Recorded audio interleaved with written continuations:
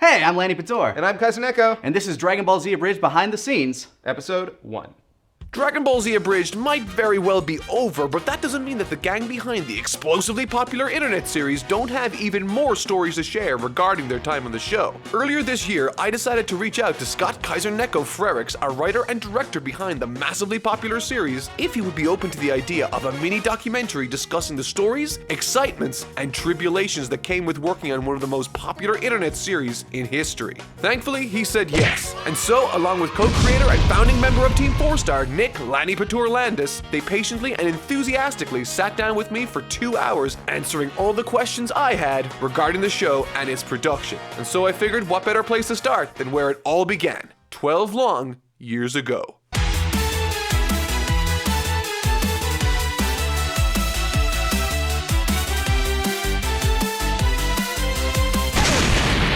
Oh God, no, my marijuana pipe! How did you guys come to work together, and what was it like in that very first episode's writing room?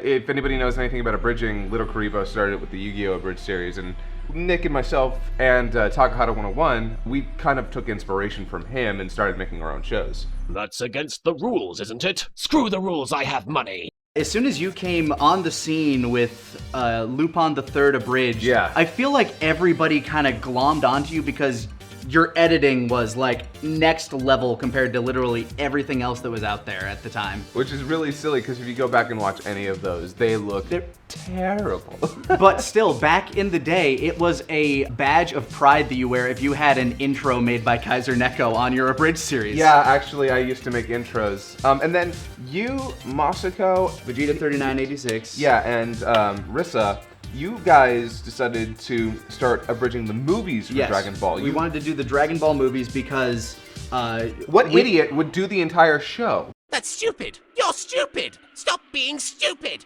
eventually they talked to me and they're like, hey, Literally became a matter of just ask him. No, but do it.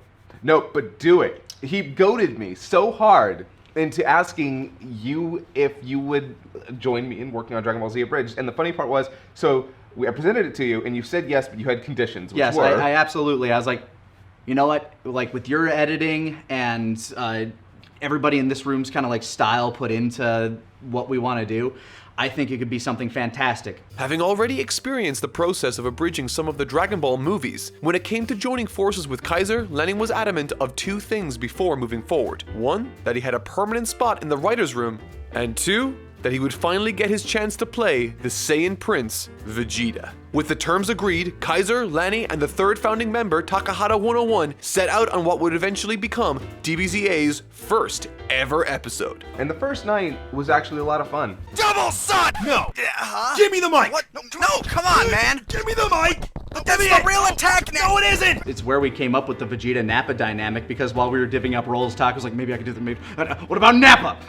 And it was funny because nobody wanted to play Nappa. Who wants to play Nappa? There were very few people that like really wanted roles. We knew immediately that that Moscow would be playing Goku and Gohan. Although in the first episode, you might remember that Vegeta 3986 played him just because he believed in fair distribution of roles, but we very quickly decided against that in terms of just trying to put out a better product. Yeah, but yeah, that first night, we came up with a bunch of stuff, and it was really fun. It was experimental. It was a little bit complicated because the first half of the season, I'd say, is a lot of experimental stuff, trying to find our ground. Like you do in college. We experimented, we tried out some things worked, some things we decided did not, and that's how season 1 kind of began. Yeah. Experimentation was the order of the day, throwing idea after idea at the wall to figure out what would stick. With the show finding its start in the late 2000s, jokes would often rely on non sequiturs, pop culture references, and early internet humor, for lack of a better term. Are you a Yoshi? Despite a lack of experience and production value, however, the team's natural chemistry and love for the series shone through, and the first episode was released to immediate success. During the height of Abridging's popularity, your show gained traction right away. What was that like? It's strange because, yeah, the whole abridged scene was really taking off. You had a bunch of different shows, you had a bunch of different creators, and I can't deny the fact that getting a bunch of the creators with the most popularity at that time and then putting them on the second most popular anime franchise in the world at the time, was definitely helped accelerate our Growth. Growth. I remember cracking at you a few times because on your personal channel, you at this point had made like a 10,000 or 20,000 subscriber special, and we put out the ads like on each of our individual channels announcing that we were going to do Dragon Ball Z Abridged, and you know, we had the channel ready, we had like a video on it, I think it was one of the ads, or maybe all 5 of them, I can't remember. But as soon as we put that up there, people started flocking to that, and it had like 20, 30, 40,000, 50,000 overnight. And I'm like, hey, are you ready with that 10,000? Are you ready with the 20,000? Are you ready with the... Yeah, we made an over 9,000 subscriber like video after episode 1. Yeah. Which, you know, you wouldn't think, there are so many people out there nowadays with 2 million subscribers, 3 million subscribers, Yeah, 14 like, million subscribers. We feel like a relatively small fish in this pond at this point. Yeah, but at the time, getting over 10,000 subscribers in a week was insane. Within the span of a single year, TeamFourStar went from being a relatively unknown passion project carried on the backs of a few friends scattered across the globe, to hosting their very first panel at Youmacon 2009. This would be the very first time that the cast of Dragon Ball Z Abridged would be in the same room together, accompanied by none other than the creator of the abridging format himself, Little Karibo. What was the most unexpected challenge that came from creating Season 1? The finale definitely offered a lot of challenges because one of the things that you'll notice is that we cut a lot of the fighting, mostly because it's been a difficult process to learn how to make fighting funny for us. Especially considering that a lot of the time the fighting itself doesn't offer a lot of opportunity for talking, for dialogue, humor, and we don't want to just slap Ed, Ed, and Eddie sound effects on top of it and call it a day. So when we got to the actual big fight with Goku versus Vegeta, it was this process of how do we balance out the fighting with the funny.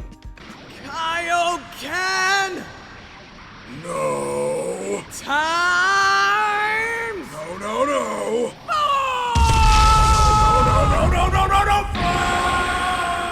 With the spotlight firmly on Goku and Vegeta, characters like Chaozu, Yamcha, and Tin Shinhan didn't end up receiving a lot of focus early on, resulting in underdeveloped, half-realized characters during the Saiyan Saga. Knowing that Krillin would play a larger role in future arcs, most of their energy regarding secondary character development fell onto him. And although the issues would be remedied in future seasons, during the Saiyan Saga the supporting cast lacked any meaningful established character or personality. With that said, however, there was one obvious exception. I am hilarious and you will quote everything I say. Nobody really thought about Nappa at the time when we were coming up with this stuff. We were thinking like, oh yeah, the big characters, big moments later on, Frieza, Cell, all this stuff. We didn't really think about, you know, the secondary characters, like, especially throughout the Saiyan Saga, Raditz, Nappa. But as soon as Taka and I started like going back and forth like we tend to do, he and I, we bounce off each other very well when it comes to writing certain scenes. You guys synergize incredibly well in the writing room, which is why the whole Nappa-Vegeta dynamic kind of evolved. You two kept bouncing off of each other, and we realized, no, this is... Nappa suddenly became the strongest part of Season 1. And that's kind of crazy to me. Oh well, at least we still had fun getting here, right, Vegeta? Vegeta? Vegeta? Vegeta? Nappa quickly became a fan favorite during Season 1. What was it like when the time came to kill him off? Were you at all worried? That first conversation we had, that first night when we came up with the dynamic of Vegeta and Nappa, we knew that was going to be something that people glommed onto. We came up with the concept of Ghost Nappa the first night. That is how strong we felt about Nappa. It's true. It's true. We were so afraid of actually letting him die because there's always a character in a show that everyone will glom onto as like, that is the funniest guy. That's the character that whenever he's on screen, everyone's going to find... I am hilarious and you will quote everything I say. Yes. There's a reason we wrote that joke for Nappa especially. And it doesn't help that in that first season we were still finding a lot of our ground.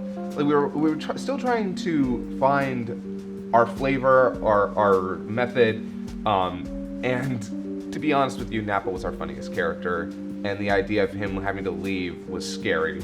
And so, yeah, we came up with Ghost Nappa, and if I could change anything, I probably would have not come up with Ghost Nappa, because he never actually went anywhere or did anything in season 2. He kind of provided a couple of jokes. He was literally a beta for what we did with Kami and Nail. Yeah, if anything, those characters, like what happened with them, were far, far better examples. But the reason that Ghost Nappa did sort of work in places later on was mostly the fact that, like Piccolo, Vegeta is alone on Namek. So having a part of, is it actually Ghost Nappa or is it part of his psychosis to bounce off of, was a little bit of something there. Something that we've never actually confirmed one way or the other, inside or outside the writer's room, actually. Yeah, we actually don't have a concrete answer for that. Yeah. Over the course of 11 months, the team was approaching completion of the Saiyan Saga. With the death of their most popular character, TeamFourStar found themselves without a safety net moving forward. And while fans were anxious that the show would dip in quality, the team's writing instead skyrocketed, as they found themselves prepping for what would become their very first season finale. How did your writing style and method change between episodes 1 and 10? When we were writing episode 1, we had never worked together before. No. We did not know each other's styles, so we were literally throwing in like, oh hey, you made a joke in your show like this. Let's reference the open bar joke from Lupin the Third, episode 1. This, and we were also pulling from people outside of, you know, the three of us to be like, hey, what would be good here? So like that's where the fighting over the Raditz' mic joke came from, the actor switch mid thing. Eventually, Kaiser, Taka, and myself, we got a lot more comfortable just working amongst each other, and we got comfortable with each other's styles. And so as we went through season 1, we looked outward significantly less, and we just refined our ideas amongst ourselves. Yeah. It's sort of interesting when you think about character development in an abridged series, but that kind of is what ended up happening. We ended up developing our version of these characters over the course of that first season and into the second season.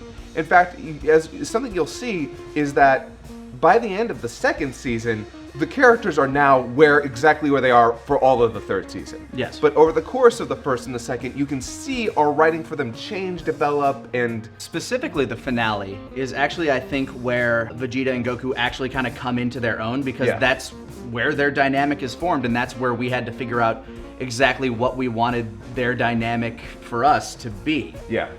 And of course, it's just as antagonistic as it was in the actual show. All right, Kakarot, let's hear those bones shatter. What the? Oh my god, that's hilarious!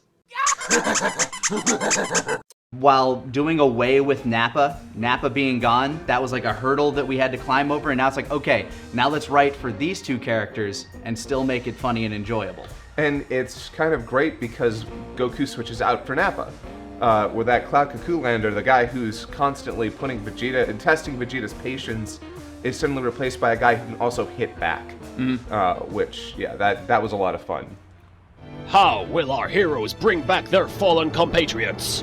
What new dangers will present themselves? Has anyone really not seen this show already? Find out in the next season of Dragon Ball Z Abridged.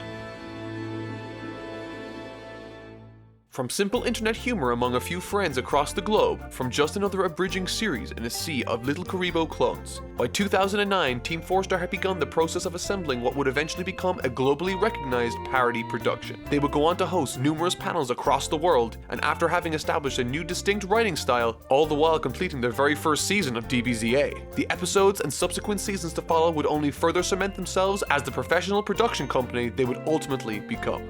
To see that success and to follow TeamFourStar behind the scenes for their Frieza saga, click the link on screen now to see part 2 to this documentary series. Thank you so much for watching.